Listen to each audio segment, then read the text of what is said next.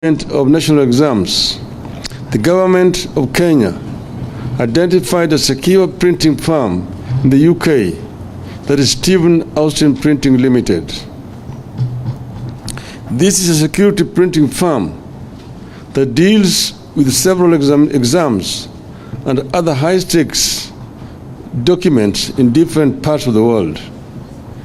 Kenyans will agree that in that period, sanity returned in the management of exams with grades that reflected reality.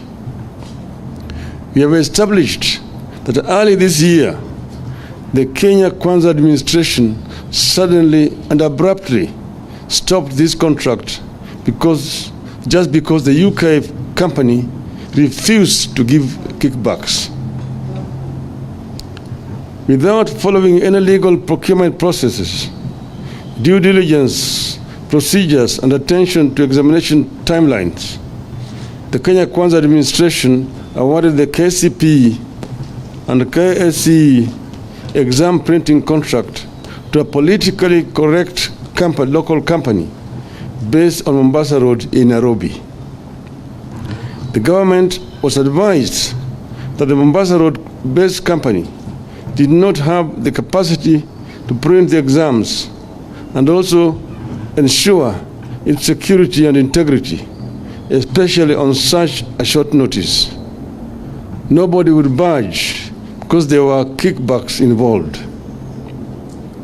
We are aware that the Mombasa Road company then had to outsource the exam printing services from a company based in India, where the exams were printed in a hurry.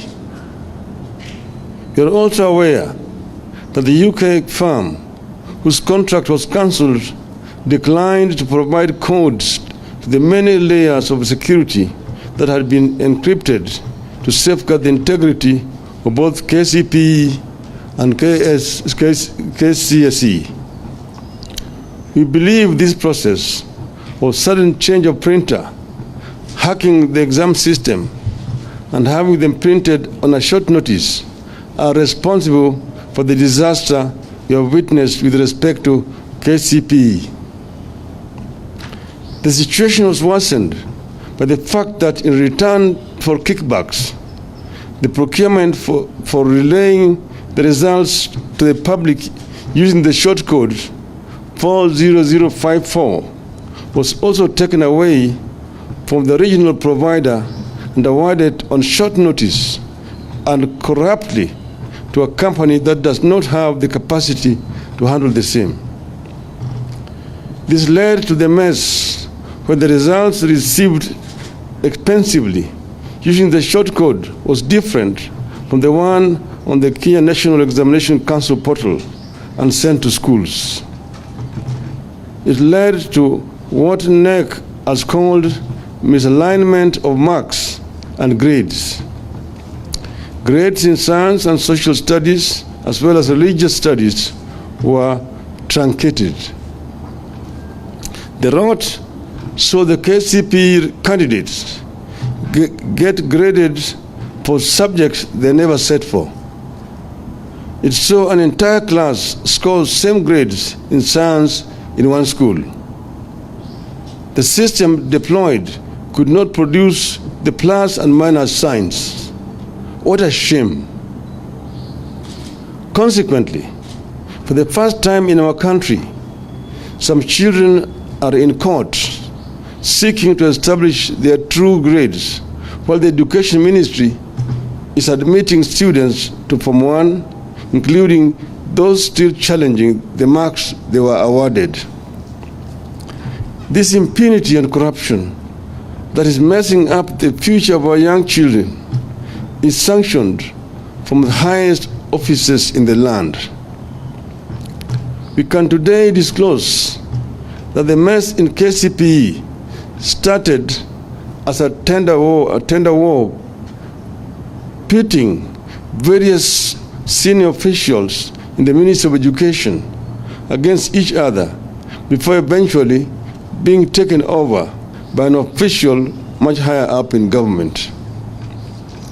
The hunt for quick money has now taken the Kenya Kwanza entrepreneurs from petroleum products and edible oils to exams. It has messed up the 2023 KCPE and will likely find its way into KCSE, whose marking is currently underway in a tense and uncertain environment. Over the decades, Kenya has had a reputation of a credible and trustworthy education system that culminates in very rigorous, fiercely competitive, but eventually credible examinations and certificates. Today, this respect for our education, in particular our exams, is under serious threat. Kenyans are very much alive to the challenges that have been facing the integrity of our exams in recent years. That is why our young people joke darkly whether their colleagues have Professor Jacob Kaimenyis, Dr. Fred Matiangis, or Professor George Magoha's exam grades. Today, the young people are struggling with the value of Mr. Ezekiel Machogu's grades. In view of the fact in our possession, we have today taken an unprecedented step and written to key education stakeholders for a partnership to secure and defend the integrity of the Kenyan exams and the certification that accrues from it. We have taken these steps out of a firm belief that once we allow education and exam systems to be caught up in tender wars, then we have no country to talk about. It is a universally accepted principle that the collapse of education system is the collapse of a nation. We believe that evaluating the integrity of our exams and certificates presents an existential threat to our country, and we have to close ranks and deal with it dispassionately and professionally. We will be subjecting our children to ridicule, diminished employment, especially overseas, and admission opportunities in the region and abroad if we allow the integrity of our exams and certification to be questionable. And the truth is that these are getting questioned.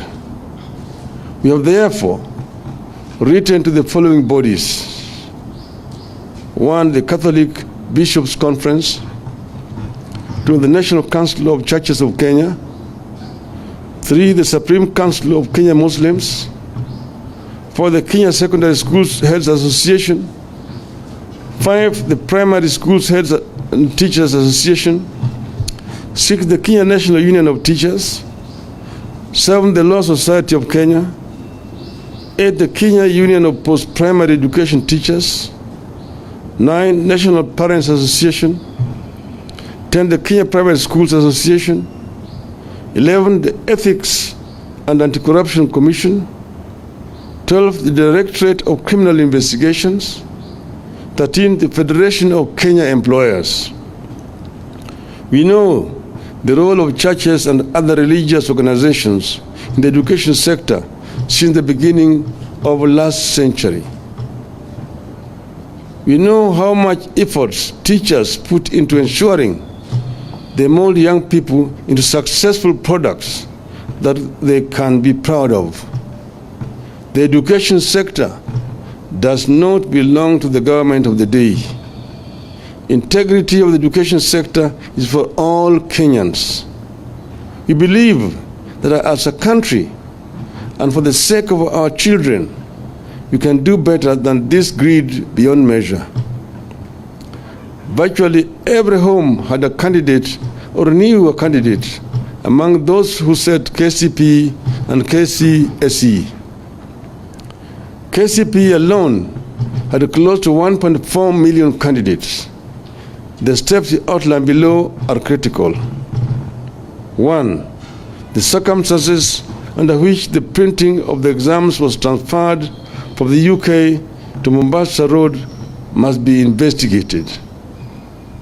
2, Kenyans must be told how the integrity of the exams was secured during the transfer from the UK to Mombasa Road and later to another printer in Asia. 3. It is the right of Kenyans to know the cost of termination of the contract with the UK firm. 4. Kenyans must be informed of how the Mombasa Road firm was identified and awarded the tender and if procurement laws were followed. 5. Kenyans must also be informed of how the firm to relay KCPE results was identified, whether it is the same one that will relay the KCSE results and whether procurement laws were adhered to. Going by the fate of Auditor General Margaret Nyakango, we believe political interference will not allow EACC and DCI to deal with this matter, but to put this issue to the agencies as a matter of public record. And the warning must go out there that in another era, all will be held accountable, including these criminals. It is our position that the stakeholders together, headed by the Catholic Church or any other group that stakeholders can agree on, and get to the bottom of the mess building up in our exam management. There must be no room for favoritism in conduct and marking of exams, where some schools and students are allowed to cheat and get away with it, as happened in last year's KCSE and this year's KCPE. Sanity, integrity, and dignity must return to exams. The buck stops with His Excellency, Mr. William Ruto. It is our firm belief that mega corruption in billions cannot happen without the complicity of the top. Whether it is 17 billion shilling in oils or billions involved in the poisonous cooking oil, we know the dynamics of how government operates. The CS, the PS are small fries. The buck stops with Mr. Ruto. End of statement.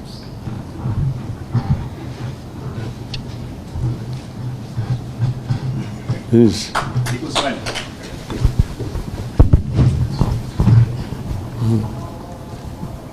Question? Jina langu ni Waweru Nyambura kutoka Ildora. Now that you vile ambavyo umesema the exams integrity was compromised. So do we recall the results and what does now this put KCSE into? This is a mess caused by the government, and they're the ones who need to clean that mess. The challenge is to them, not to us. You pointed out this mess, but you also said that a task force ought to be set up to investigate and come up with what you can call amicable way out of this mess. My name is Chemutai going from CitizenTV, and my question is basically looking at the issue you've spoken about on the integrity of the exam. And education is supposed to be an equalizer. You have rightfully mentioned that a number of students and institutions have moved to court wanting justice because they believe the results that were issued to them were not their own. In the event that the ministry, as it is ongoing with the process of placement, does not allow these students, in the interest of public justice and especially for the children, do we see a point where you may seek to be enjoined in trying to get justice for them? And on the second matter, on the control of budget and the tribulations she's facing, there's a lot of questions that have been raised regarding the commitment of the Kenya Kwanza administration in combating corruption, and whether the tribulations on the control of budget are basically meant to slow her down owing to her sharp criticism of the government and possibly its operations. Well, first, this other first one here, you're talking about investigations into this matter. Of course, as I mentioned, there are already some people who are in court challenging the outcome. Yet the ministry is also in the process of admitting the others into schools. This itself actually shows the kind of chaos that we're going through.